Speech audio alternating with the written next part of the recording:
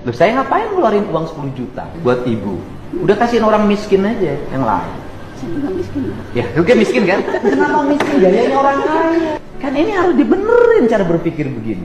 Rumah nggak punya, ya kan? Sekarang kontrak udah punya uang kontraknya. Iya, masih nyicil sih, baru ngambil berapa bulan. Ibu nyicil berapa bulan? Udah kalau itu saya nggak usah bantu ibu deh. Kenapa? Karena ibu mapan. Orang sekolah aja pengen ada wisuda, berarti kan punya kemampuan. Saya nggak usah bantu ya. Enggak gitu Pak, kan saya waktu dibikin video TikTok itu kan captionnya itu kan bukan untuk meminta kerohiman atau apapun. Saya itu cuma minta keadilan aja. Yang minta adil apa? Waktu digusur itu tuh nggak ada musyawarah, cuman ada satpol PP datang, cuman Pertanyaan, ngasih. Anda tinggal di tanah orang. Saya balik pertanyaannya, tinggal di tanah orang lain harus bayar nggak sama yang punya tanah? Bayar. Kalau saya balik nuntut, Pemdanya suruh minta tagihan, dihitung berapa tahun ke belakang bayar tiap tahun. Ya Bapak kan bisa lihat dulu latar belakang saya, misalnya saya miskin atau enggak, terus mampu bayar. Kamu miskin nggak? Iya, Miskin. saya mengakui. Kenapa miskin? Pengen hidup bergaya, sekolah harus ada perpisahan. Ya kan kamu merasa miskin. Kenapa orang miskin nggak prihatin? Gini Pak, mohon maaf ya Pak ya.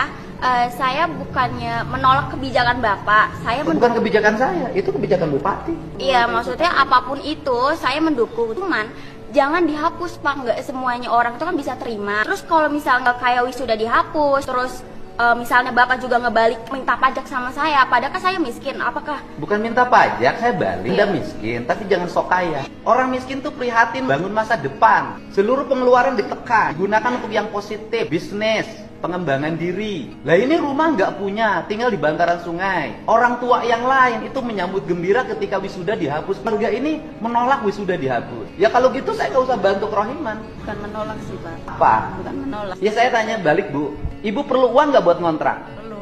Kalau ibu buat ngontrak aja nggak punya, ngapain protes-protes wisuda harus ada?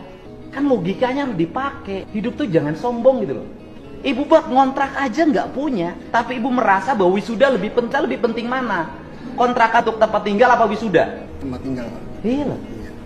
Anda teriak-teriak nggak punya untuk ngontrak, tapi satu sisi anaknya protes harus ada wisuda. Saya kan pusing dengerinnya.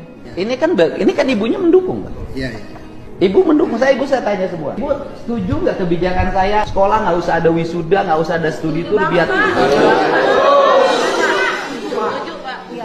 Membebani orang tua. Lah kemarin kan ada yang nangis-nangis tuh di podcast saya di TikTok saya ada kan karena tidak mampu bayar 5,4 juta. Loh, saya ini sayang sama rakyat. Ini rakyat Jabar nggak akan berubah nasibnya kalau nggak dirubah pola hidupnya. Artinya gini loh, kan banyak akibat kebutuhan saya ini nanganin udah ratusan. Untuk biaya wisuda pinjam 2 juta ke Bang Emok. Iya Bang Emok Pak. Banyak yang begini. Iya, Ini pinjam kan Bang Bang Emok. Emok semua.